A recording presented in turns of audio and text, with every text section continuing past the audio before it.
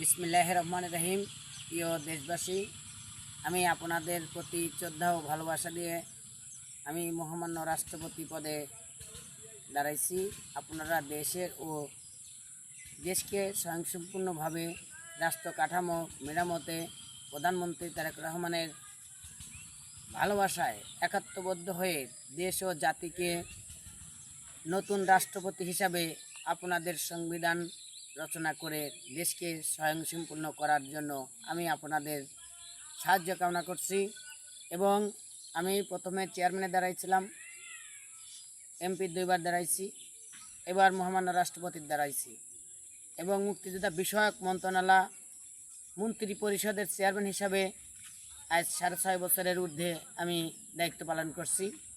ইনশাল্লাহ আমার একটাই আশা, আমি মহামান্য রাষ্ট্রপতি হয়ে এই দেশের কিছু প্রেক্ষাপট আছে যেসবগুলোয় অর্থ বিনিময় করা হয় কিন্তু কাজ করা হয় না, আমি সেই সবগুলোকে তুলে ধরতে চাই এবং দেশকে সুশীলভাবে চালাতে সক্ষম হব, এটা আমার বিশ্বাস।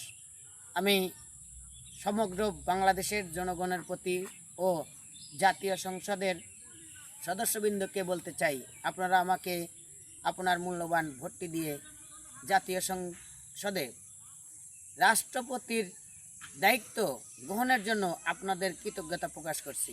আমি মোহাম্মদ আব্দুল হালিম এবং অন্য অন্য দেশের থেকেও আমি আপনাদের প্রতি আত্মবিশ্বাসের সাথে সাপোর্ট চাচ্ছি, যাতে আমাদের প্রধানমন্ত্রী তারেক রহমান আমাকেই এই পদটি ঘোষণা করেন।